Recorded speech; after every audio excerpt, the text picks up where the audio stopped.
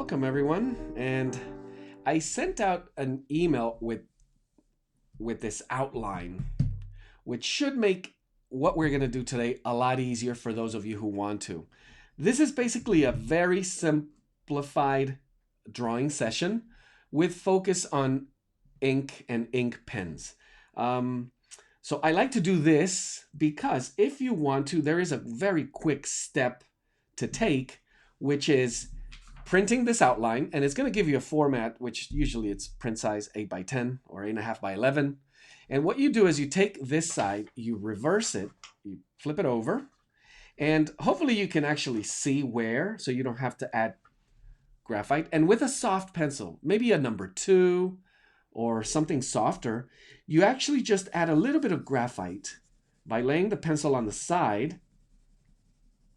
And when you do this, it's going to simplify one of the drawing steps to allow you to focus more on what we are going to be trying to do today, which is mostly about ink techniques to draw textures. In this case, hummingbird feathers and beaks and feet and all kinds of interesting things.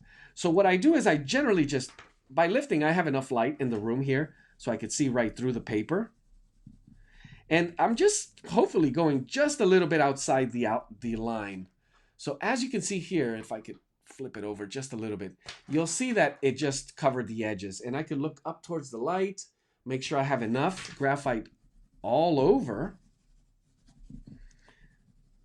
And what we do then is we are going to take this, and the best way would be to tape it. If you do, I'm just recommending this if you want to skip the drawing step.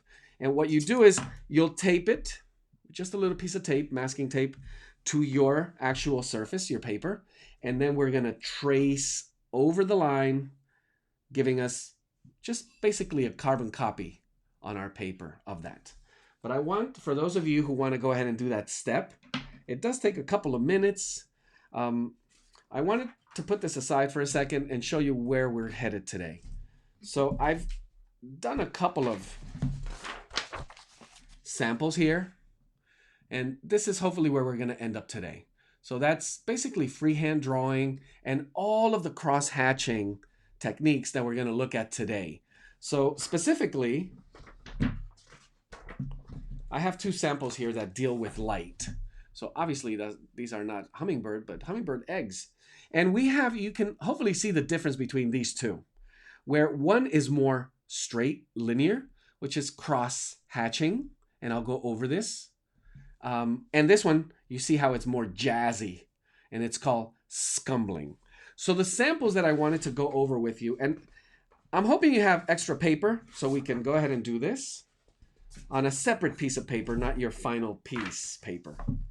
And what I wanted you to do is this, and I'm going to show you with another angle. I always like to show you first where we're headed so you have an idea, and that way you can work alongside with me. There are this many, if not more, techniques of hatching, and I just want to cover maybe 2 or 3 of these for today. And with our pens, I sent a recommendation, which would be these fine liner pens. We're going to take maybe if you have it, a 02, a 03. I'm going to go ahead and use a 03. Now, if you don't have these pens, any type of pen works. If you have a fountain pen, I'll be demoing that as well. If you have any type of paper, of rolling ball pen or nib pen or fountain pen, you could bring it along and it'll work for you. Now, different pens are going to give you different qualities. So I'm going to start with this one, which is a fine liner. And what I want you to see is this. I'm going to show you the steps for cross-hatching. So you should follow along if you can. What I'm going to do first is this. So I'm going to do a set of, in this case, vertical, parallel lines that I could hopefully maintain the distance. They're not that long. They're maybe about 1.5 inches, 2 inches.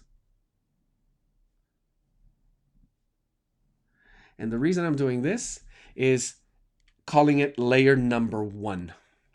Now, what I want to do next is this, and this is the crucial step. Think of it as an angle. So if I drew this line, if it were just one line, and I'm looking at this entire set of lines, which I call a parallel hatch. When I do just one line, the next set of lines should form a very skinny X. So if my first line is, let's say, 0 degrees, the next line that goes over it should be about 10 to 15. And what do I mean by that? This would be a 45-degree line that goes across it. And this one over here would be a 90-degree perpendicular.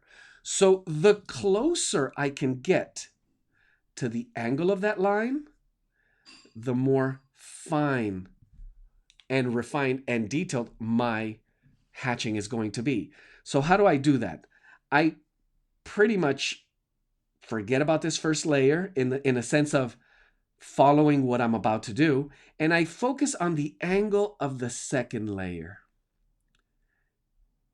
And without paying too much attention to the first one, I'm actually trying to keep the second layer parallel to each other. And notice that I went a little extra with angle on that. So we begin to create this very fine,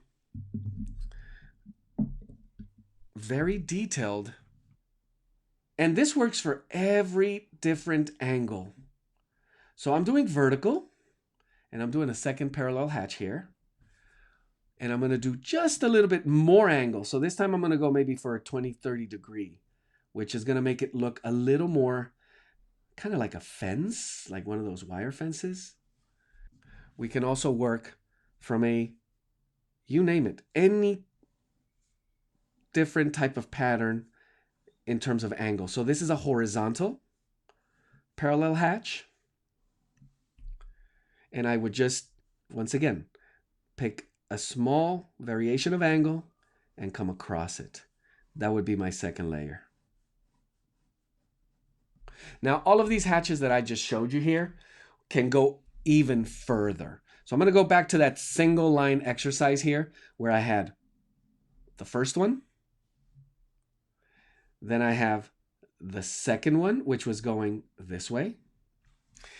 If I were to add a third layer, I would go the same angle, but in the opposite direction. So this way. And now I have this kind of pattern going on.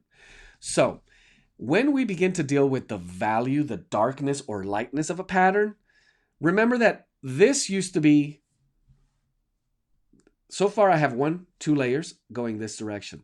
The obvious one is to go in the opposite angle. And notice what happens to that pattern.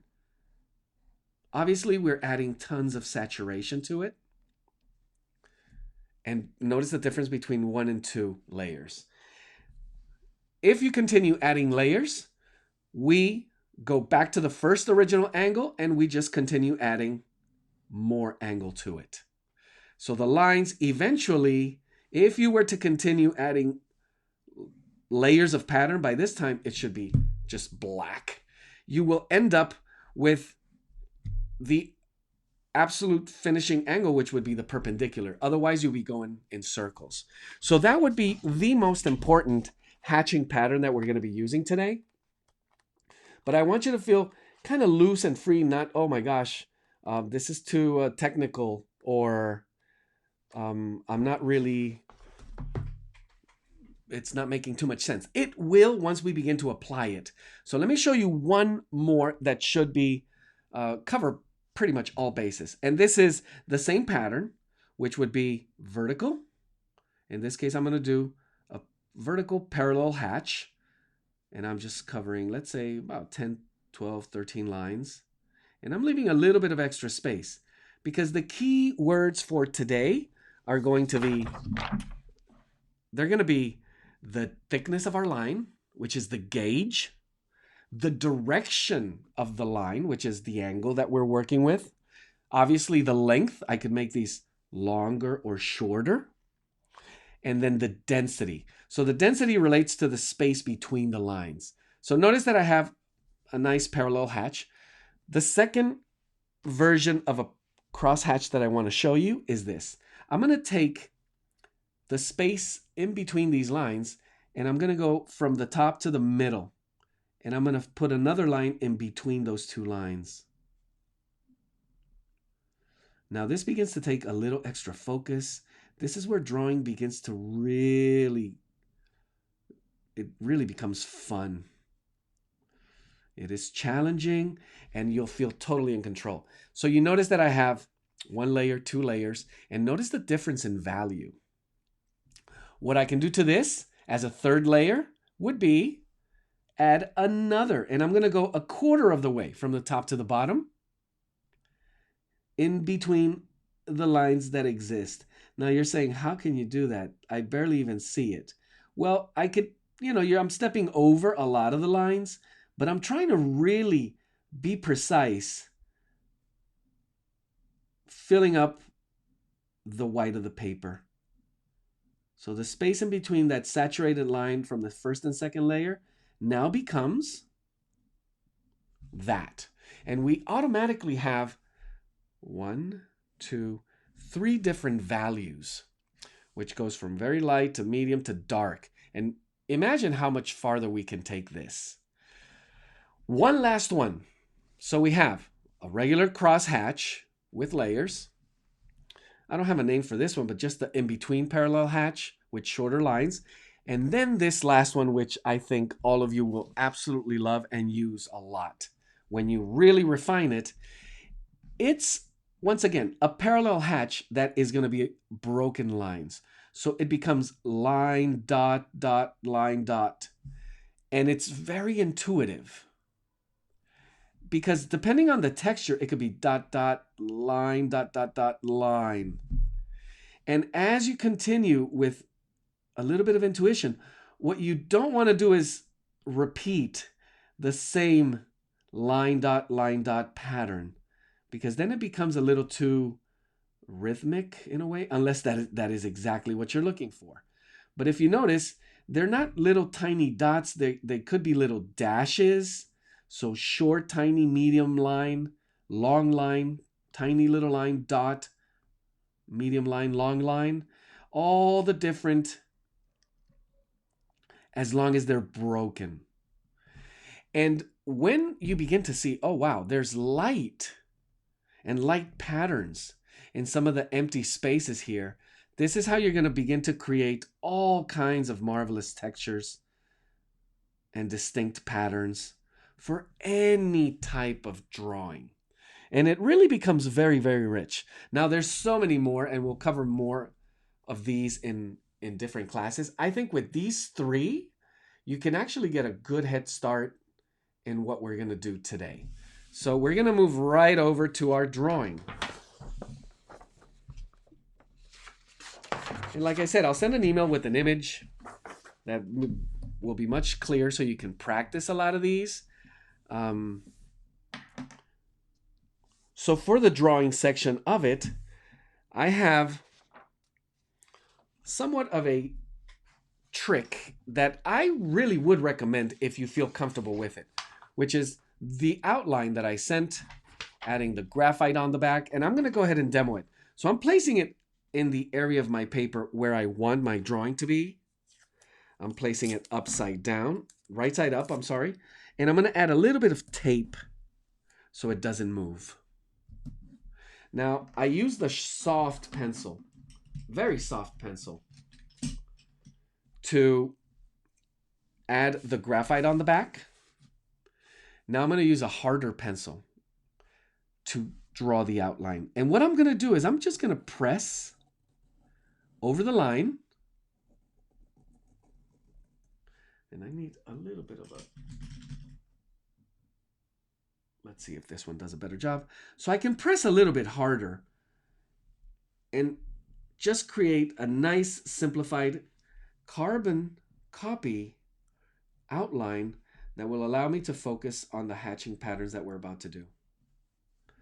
Now, one of the things is you want to be able to check every now and then, because all I'm doing here is kind of tracing the outline and the main patterns.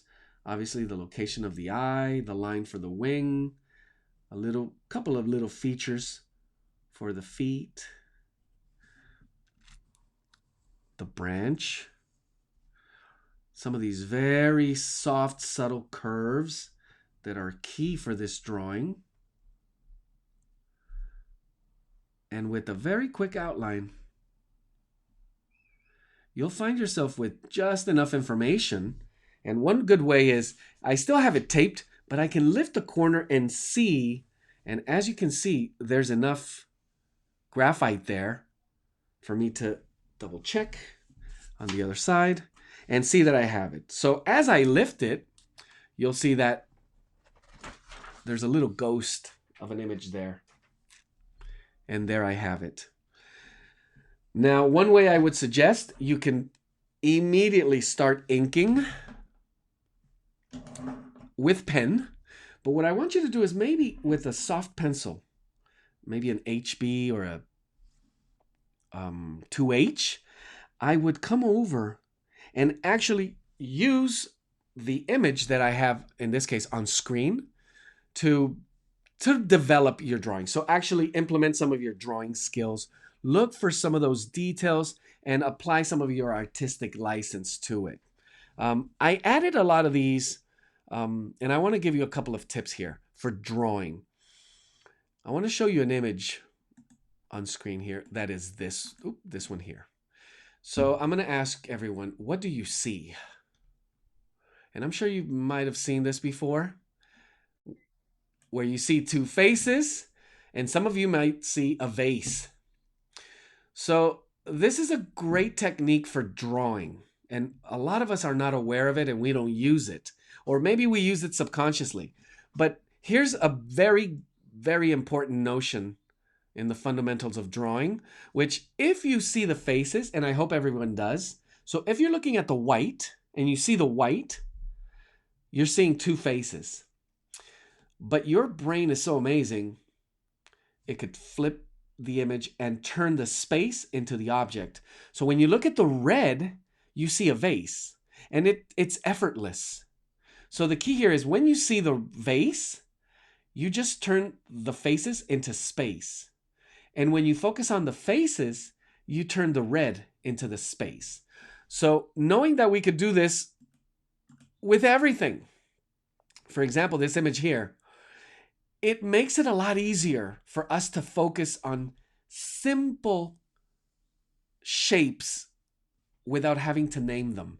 So instead of me thinking beak, neck, belly, which makes my drawing a little more stressful, I want to somehow train myself to just look at the edges, look at the simple patterns, curvatures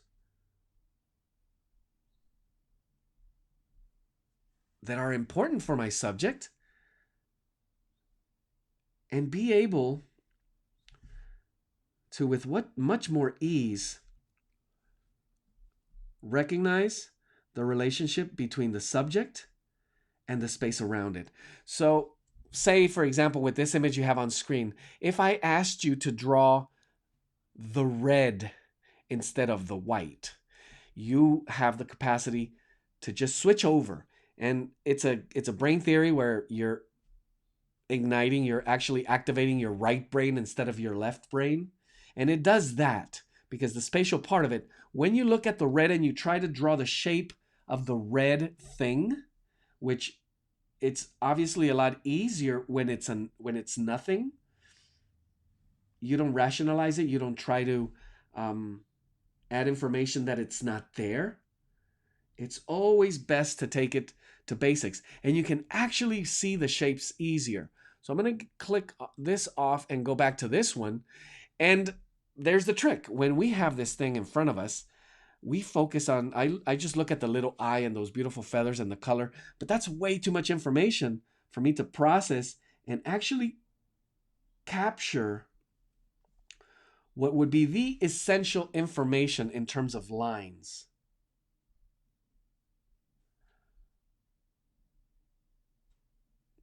So there's two great ways to advance your drawing and give yourself tools to achieve more lifelike and more likeness. And in one way, it begins to automatically make you more creative, meaning once you know how to work with it, you'll be able to take more freedoms with it. With any type of form, with any type of subject. And it's what the great masters did. They were they had an understanding of subjects that they went past just the likeness. So obviously I was working with that outline and that nice, but I was really focusing, refining some of those nice organic kind of structural muscle tone and shapes of the feathers and the birds. So I'm beginning to look at stage 2 of what would not just be essential. Everyone, I think most people, 99% of people would look at this and would say, yeah, that's a bird at this point. So you want to begin to ask yourself, okay, how much information, how much more information do I need? So I'm going to begin to add variations of lines. One great technique that I highly, highly recommend is to squint, and to squint as hard as you can, like really right through your eyelashes. And immediately you see this blur, very blurred, but the word is shape. So even when I'm looking at colors, I see the shape of this little top here. When I'm blurring the amount of information, I could begin to see it much, much easier. And I'm just giving myself some lines that are not very descriptive, but in the general sense, again, counting on my squinting, what stands out the most in my squinting, contrast between colors, shapes, lines, but not detail. Think of these as structural, second layer type of lines. And I think just by adding these very few lines, I have more than enough information. Really, let me zoom in just a little more. So now you could see where I am. So I had kind of more clues to what's going to happen here. What's the difference between this pattern and this pattern? And obviously I'm looking at lights and darks here. But notice that there's no detail so far that I would call detail. There's just squiggly lines and some lines that break patterns. So I prepared a couple more images for you. Once we get to this stage, we're going to begin to look at some of these. So the way we want to see it today is like this, not in color, but like this. So now that I have it's pretty advanced, I would say, at a stage where I could go forward with ink. I'm going to start with an average pen. So I'm going to be using these Micron pens. As I mentioned, you can use any type of ink pen. And I could demonstrate that with just a little bit. And I'm going to grab one real quick. I have all kinds of different pens in here. So for example, most people would say, oh, well, it's the fancy pen that makes a drawing, nice. Well, this is one of these Bic, like you find at your bank kind of thing. No, actually, but I don't. Yeah, good. So with this, you should know that everything we did earlier, I'm covering the page, in terms of hatching, and I'm doing it a little bit faster, it does the same. So it's working the same way. The only thing that it's going to provide, it's somehow how it rolls or how it covers an area. But in terms of, oops, what happened to my focus? There we go. Moving a little too fast. It will deliver. So you actually believe it or not, with some of these pens, you can actually draw, and I'm doing almost the thinnest hairline. And this is, remember, this is, oh gosh, come on. There we are. This is the same pen, but I'm doing very ultra hair thin lines. And at the same time, I can go ultra, and this is the thickness, the maximum thickness and darkness that I will get. But as you can see, you can get a range of values and lines from just one single pen. And knowing how to master that, yes, it is more convenient to go ahead and use these, where the reason I use them is because they're just so rich and dark. But just as well, this is a fountain pen with permanent ink. And the quality of these lines, as I begin to do my outline, I'm just tracing over. And I'm just going to go ahead and work this wooden branch here. So one of the reasons I turned this image into black and white, and maybe if you printed it in black and white instead of color, you are going to automatically see all the information that you need to break down. So notice how I'm adding a line here that pretty much breaks the light from the dark. And now I'm going to begin to make decisions on how I should develop my hatching for this texture. But before I go there, let me go ahead and back to one of these pens so I could demo several of them. One of the first things I'm going to do is I am going to work the outline because I have pretty much my bird resolved here. I am going to go with one of the biggest tips I can give you. Always work from biggest to smallest, from simplest to most complex. So you don't want to start tiny in the smallest area with all the detail and develop, and spend half an hour, and then realize, oops, there was something wrong with it. What you want to do is always start just strategically for efficiency with the biggest form, biggest shape, biggest lines, and develop them in stages from the biggest to the medium to the smallest. From the simplest, in this case, yeah, let's call these shapes simple, and they are somewhat simplified, to the little bit more complex, to the refined, complex, and detailed. So I'm just going over the outline, which I'm pretty happy with, and just giving myself kind of the perimeter. And I'm taking good care, very slow, moving around it. One of the keys, if we're drawing a hummingbird, we should be looking at the hummingbird. So one of the greatest things about teaching in Zoom, I get to see all of your heads and eyes at the same time. So I see when you guys are like this. Oh, you can't see me right now. When you're head down or when you're actually looking at the screen. So the tip that I give you here is this. If you are not looking at your reference photo, it means you're making up information. And unless you have a really excellent photographic memory, it is very difficult. So you should be looking at your subject, in this case, your reference photo, at least 90 to 95% of the time. Maybe 85% of the time if you consider yourself a beginner. But I actually encourage the opposite. A great practice is to try to draw without looking at your own paper. And yeah, it becomes this way off proportion kind of thing, but you begin to trust your line. And then you realize that what you are doing here is an exercise in observation. Nothing more than that.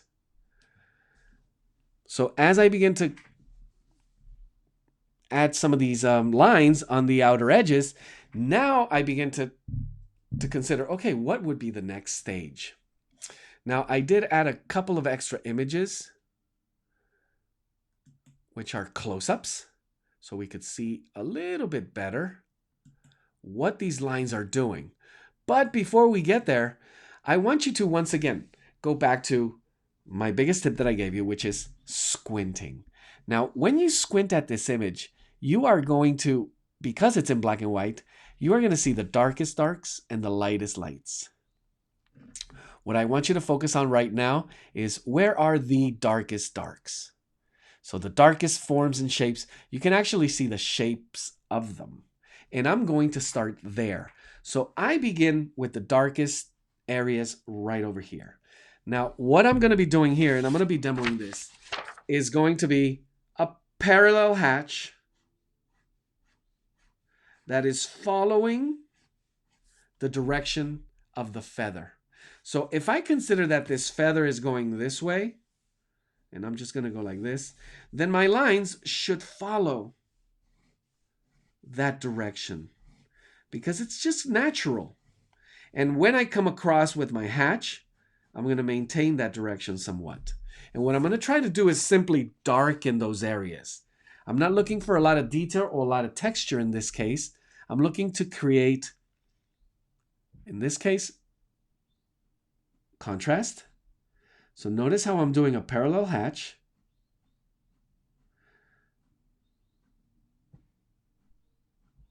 That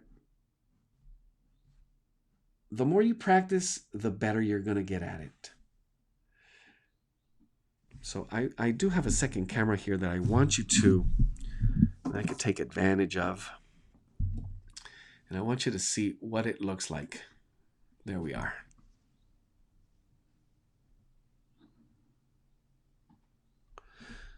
And just so you could see, trying to focus a little bit closer to the area so you could see it. There we are. With manual focus having to do this. There we go. So now I'm going to continue in this same pattern. I'm just going to have it ready so you could see the next one. So I'm moving over to, by squinting, I see that this entire wing here, it needs to be dark. So I'm going to start here at this bottom area, and I'm going to work, again, with strategy. So let me switch over, and that way you could see what I'm about to do.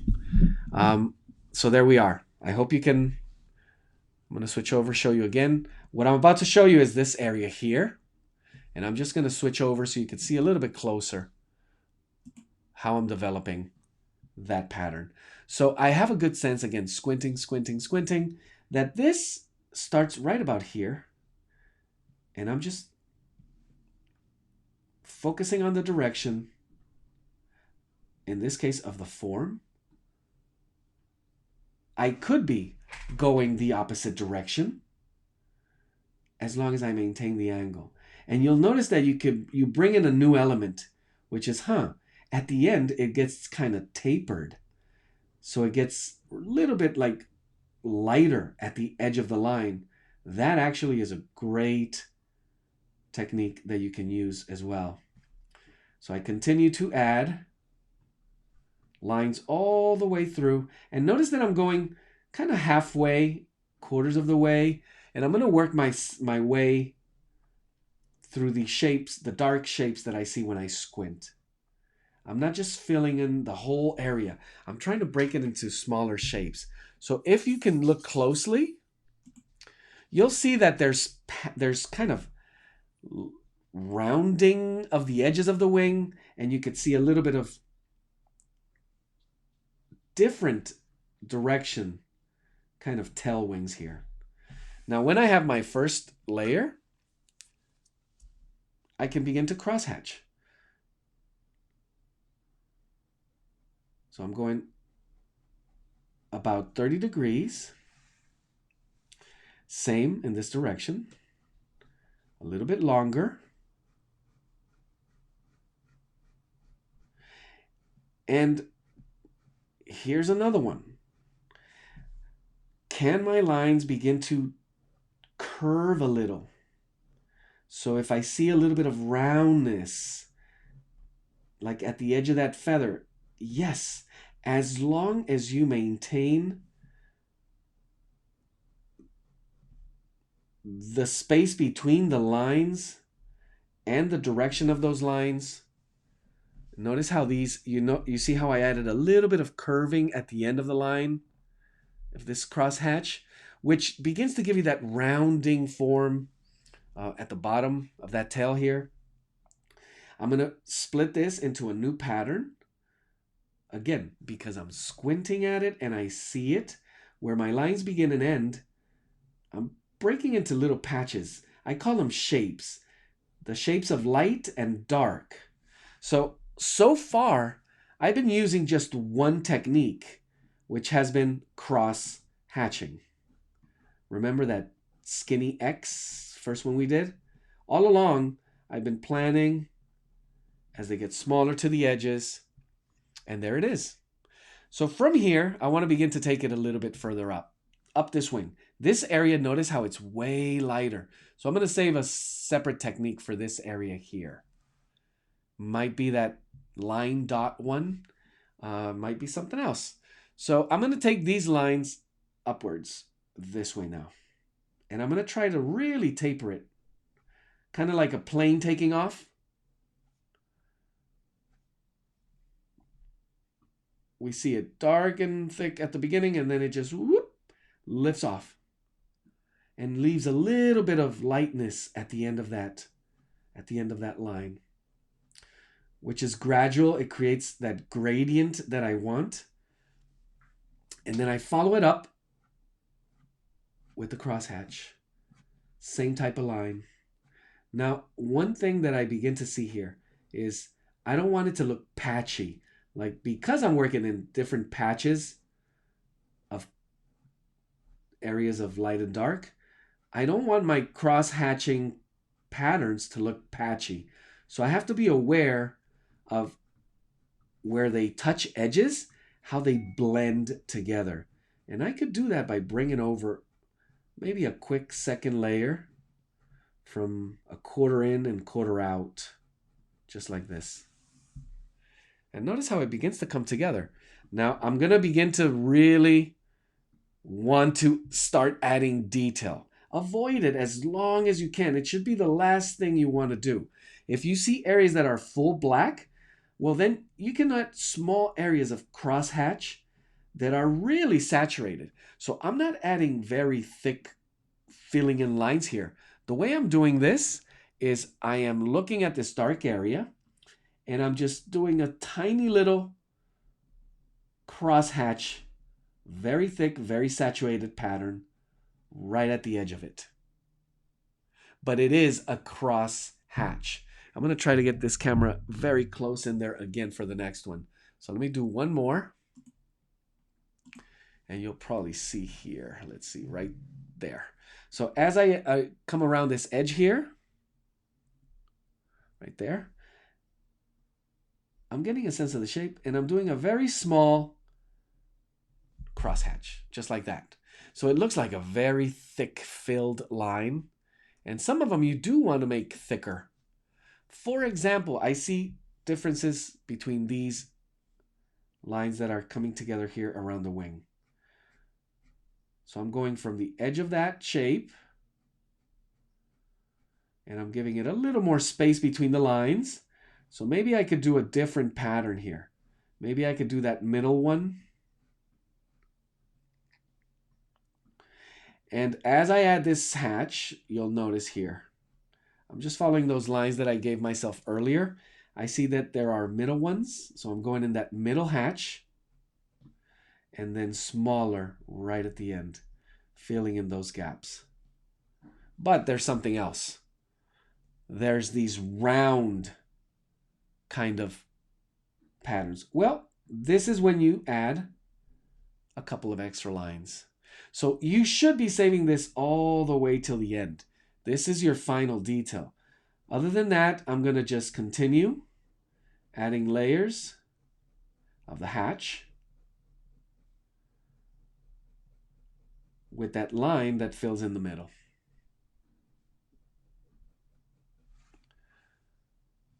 So the way I do that, again, I can begin to add just a little bit of curvature, but not much, because you need to be very, very precise with the reading of the form if you want to do that. So notice that I'm just leaving this, and I could add just a couple of dashes in between them. And that's, if you look at it, that is healthy dose of detail right there. I do not need more than that. Once I begin to want to force the detail is when we kind of begin to lose the control that we have over the image. Let's see how we move up here. So I'm trying to make sense how this ties all together. And if you have any questions at any time, you could just, again, draw your line. I want to make sure I preserve white areas, like this edge of a wing here. That's why I did that line right here. And then I know I'm going to be giving a little space to whatever hatch I do on the other side of it.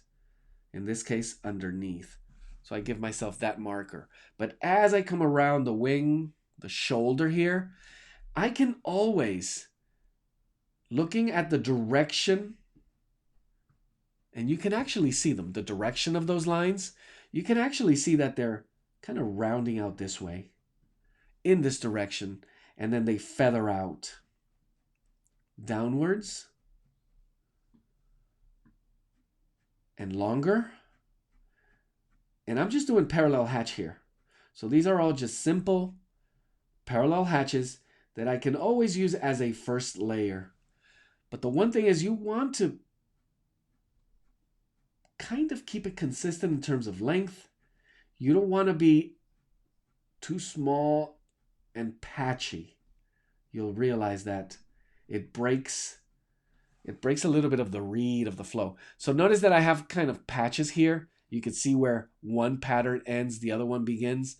But I did that on purpose because I see that these over here have a different sort of rounding. So I'll be breaking them into what I read as little layers of feather shapes. So I'm starting from the back and rounding it.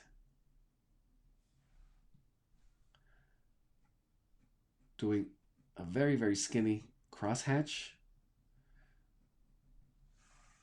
And they actually immediately begin to look like layers of feathers. Notice that when they cross over and it gets a little darker, you want to be aware of it so you don't overdo it. And you can add just few lines with the right direction, with the right length, and immediately you have all these beautiful little feather patterns. And when you realize this, if you do a lot of this hatching, it is a great, amazing, fun drawing technique that the more you practice it, the more you're going to discover little tricks that you cannot help get excited about. So I'm adding a couple of extra thicker, darker lines here, where these become a little darker. And once again, I go to my skinny cross hatch. I haven't done much more. Pretty much all the way through, it's been cross hatching. And this over here gets a little bit lighter, a little bit fluffier. So I'm just going to do a quick, make sure I'm reading the correct direction of the line. And I'm kind of going over the same first layer, but a little bit longer, a little bit skinnier line. Just to get that sensation of the lightness of that part of the feather. And there we are. Here, I'm seeing a little bit darker, and it expands all the way down. So it's like that second hatch we did. And these, I could just add middle lines in between the white space, very carefully, with maybe some broken dash dots that won't oversaturate the area. Wow, it's coming together. Let's see. So I'm gonna, as we move along, I want you to see what I'm about to do here. Now, not everything is about cross hatching. Sometimes I could scumble my way through, and scumbling means I could just, let's see if I could capture it with this camera. Right here. So I'm at the feet. And for this, I might want to grab a finer pen. You're always better off with a smaller, finer point because you could build up the detail with more refined, with more consistency, a little bit freer. And notice that with some of the hatching that I'm about to do, you could just add little dots of lines, hatching it, cross-hatching it. Or for a little bit more organic look, I could just make one little squiggly continuous line that eventually gets really dark really quick. So I want to be pretty careful. Oops. I want to be very careful with how much line I apply to it. So notice how quickly that got put together.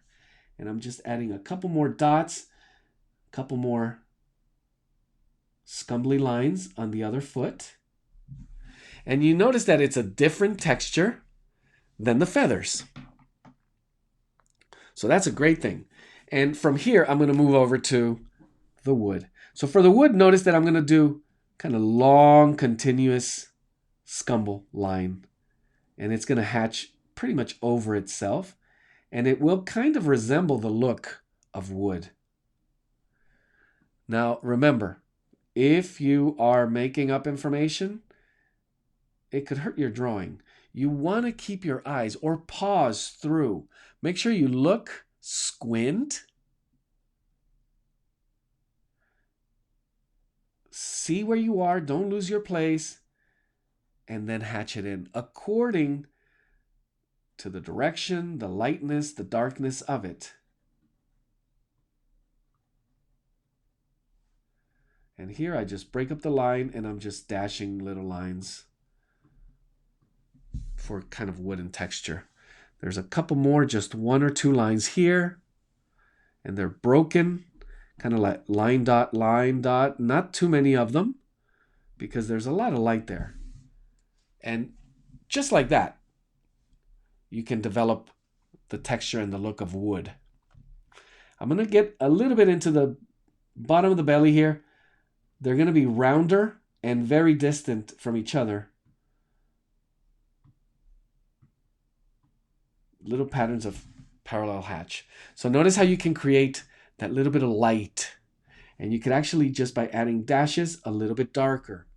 But you want to be careful. You want to be careful. This is why we started with the darker area first and work toward the lighter. Now, we do want to move into the next darkest area. So if you squint really, really hard, we're very close to doing what I was planning to do here. As I squint over it again, I'm just going to combine this as I look at it. This little patch of lines. I'm adding one more layer to create a little more uniform direction. But if I squint really hard at this image, it takes me right into here. So into the beak and the eye. You agree? And some of these lines are not going to be hatched. They're just going to be straight through. And they're going to be parallel, layered. Just kind of stepping over one another, following that direction. This one's going to be broken, just with a couple of dots and dashes, leaving a little more light. And that's it. So I could literally count how many lines I put on that beak. And I would say it was about 13 lines. Literally 1, 2, 3, 4, and the broken ones all in one single pass, as long as they were following the direction. And now when I begin to round, I want to make sure I first get the length, the darkness, and most importantly, the direction. So I could develop my first hatch, cross hatch it as I move into the rest of the face. And at every step of the way, I want to kind of stop, take a quick glance, take a quick look, and reevaluate. There's always little patterns that are going to start popping up. So when I move here, I do have a better image. And if you have an iPad or a printer that could get you a little closer, you're going to want to do that. Because look at the difference. Oh, wow. Okay. We're cheating now. because I can literally just copy the direction of the lines as you see them. And gosh, I gotta switch a battery really quick. So I can really I want to show you that close up. It'll take just 1 second.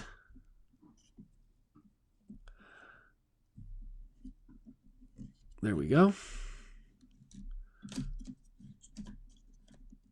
Oh boy. Sorry about that.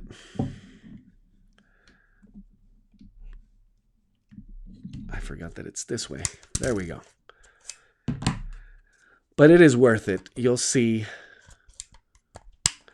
that if you haven't had a chance to do detail like this, usually we think of excessive detail and we get the opposite of how we should be, which is loose. We get tight and we get a little too tight and what's the word I'm looking for? Anxious maybe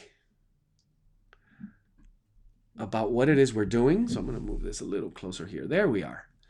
And notice that with that image that I have on screen, we can actually go right into all of this area.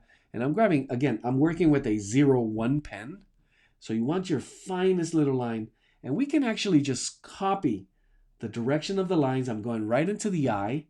And I'm not hatching. I'm kind of working my way around what I already had there, which was the placement. So the drawing, the ring around that outline. And I'm going to add a couple of little dots like this around the edge, which give me that little bit of texture, which looks like a eyelid, and a little more around it. And then just follow the feather patterns, one line at a time. And they go around, over and around the eye. You can literally, by focusing on what it is you're looking, you can focus on the direction of the lines and just layer them, almost like little tiny parallel hatch patterns. And you're going to work with patience all the way around. But the one thing you do not want to do is begin to just get carried away making them up.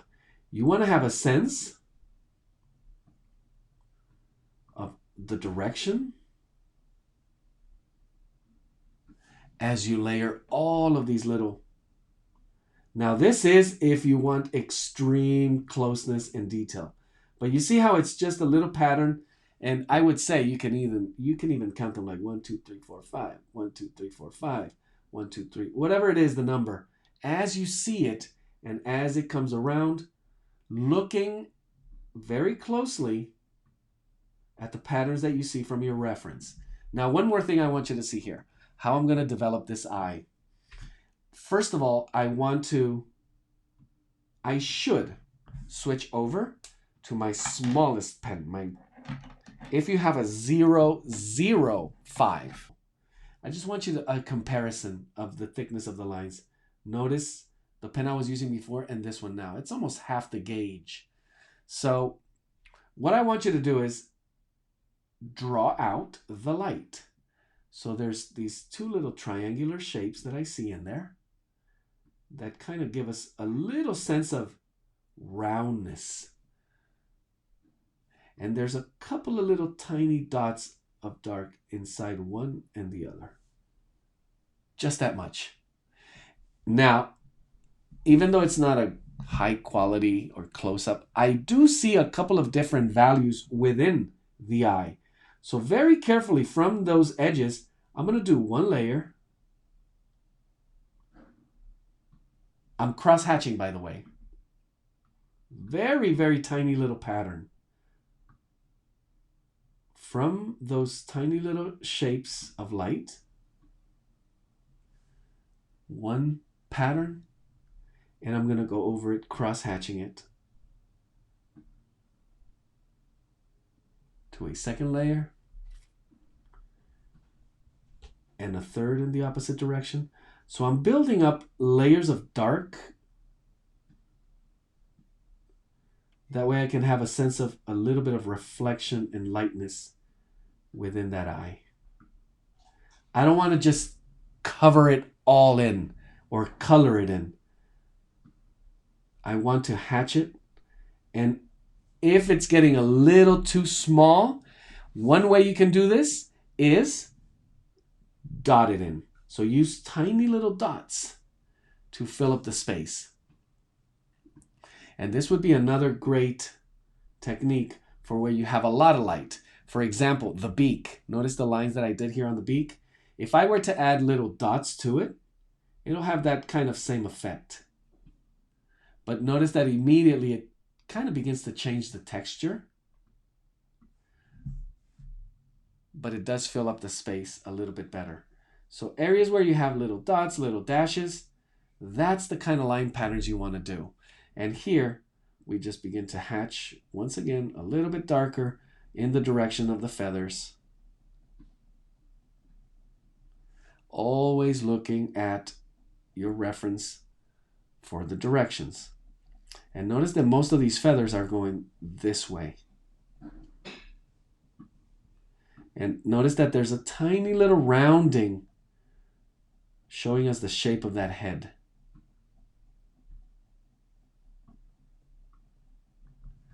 Perfect. So I hope this was helpful.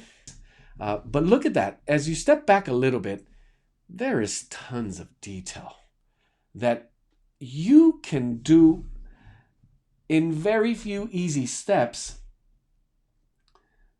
because we're so close, our nose right in it. When you step back 2, 3 feet, 6 feet, wow, I hear the gasps. Amazed. Do step back. Take a little time, step back, look at what you're doing, and you'll get tons of information to continue moving in the same direction or shift it a little. It all takes a little bit of just tweaking. And generally speaking, the number one problem is speed if you're going too fast. Okay, so I have a couple of patterns here. I'm switching over back to the 0-1. And I'm going to add a couple more directional lines for some of these patterns where the feathers, you can literally see in this image where you need to add the lines, how long they need to be, and how they overlap one another, creating those little layers of feathers.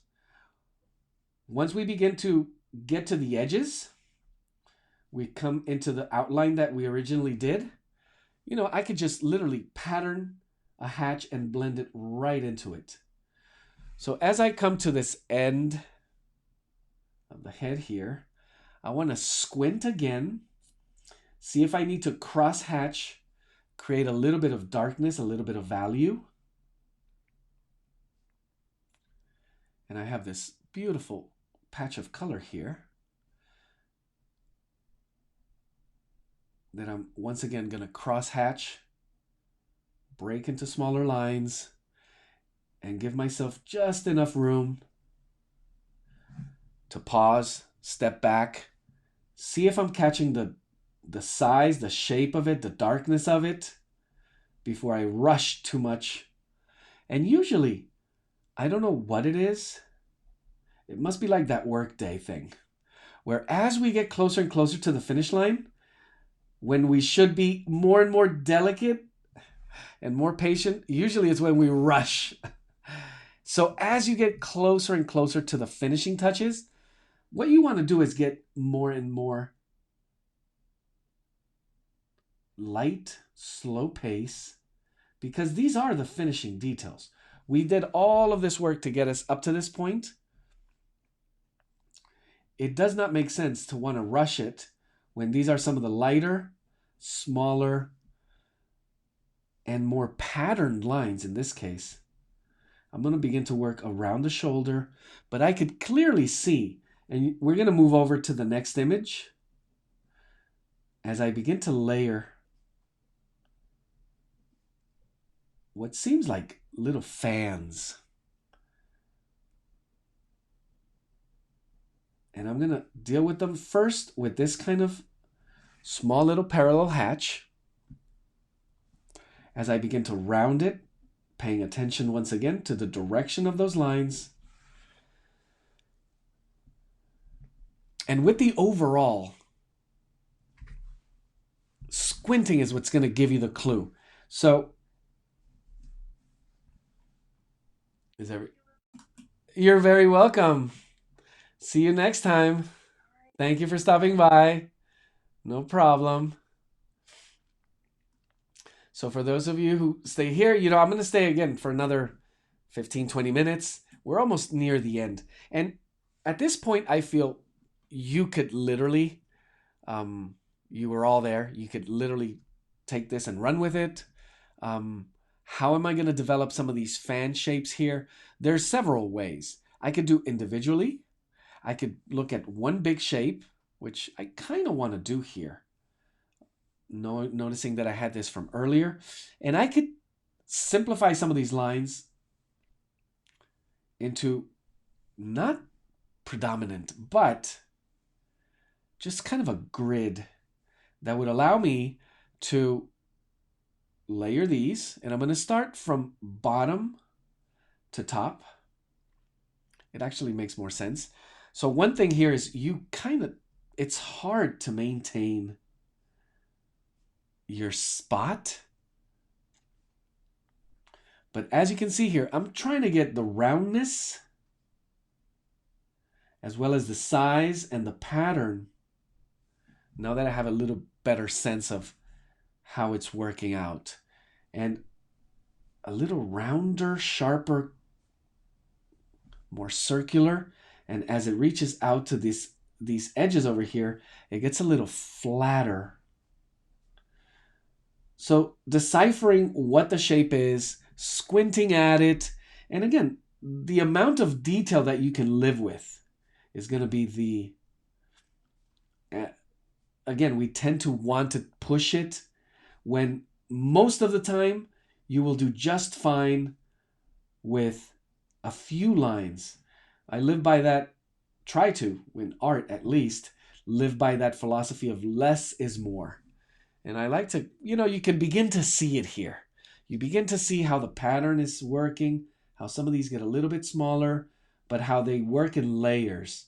And now I could take each one of these as a guideline, and I could develop some of those little patterns of light that kind of fan out.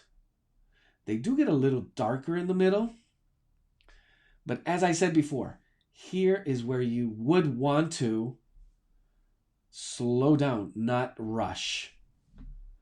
You want to really pay attention, not lose your place.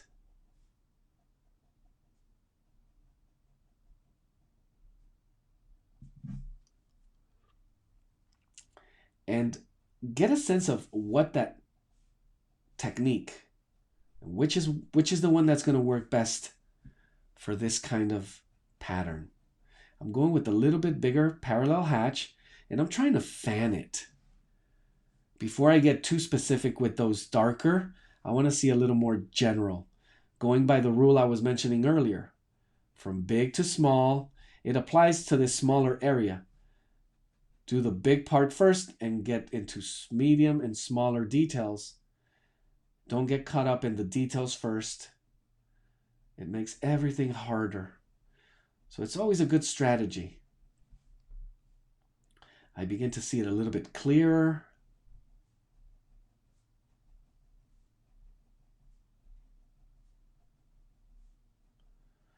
And again, we're hatching away, but always trying to get just a sense of most important thing, the direction. Following that clear direction. And some of these lines are almost going perpendicular to it. And notice that once I did the general first, I realized, yep, I don't need to do all of that extra detail. Just going against my intuition, getting caught up sometimes in the middle of it. You just want to do the overall and pretty much adding just a few strokes here and there. And again, I'm going with that middle hatch, filling up the in-between space of some of those parallel hatch I did early on, but I don't think it needs much of it, as you can see here.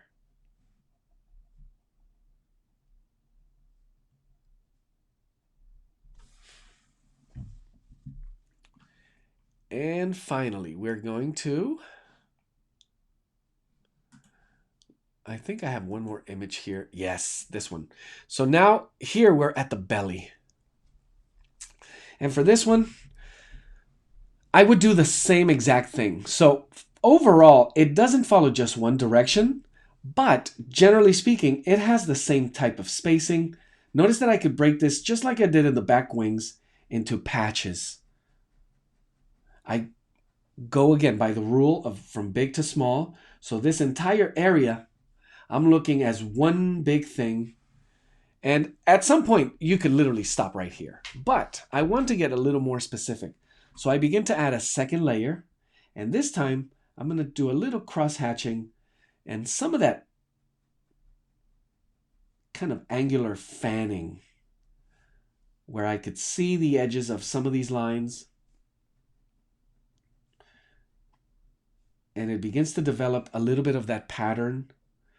Some areas squinting so I could see where we have lighter and darker areas. As we create layers over here, it gets a little darker.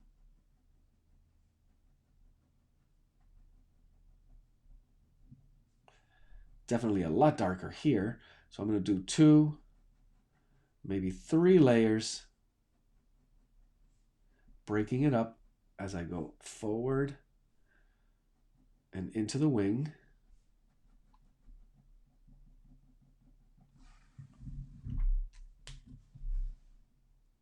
And the only thing missing at this point would be, I guess, this.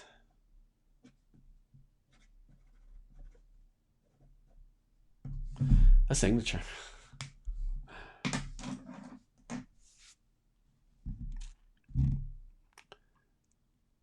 And there is our little hummingbird. So I hope you guys enjoyed it. This was lots of fun.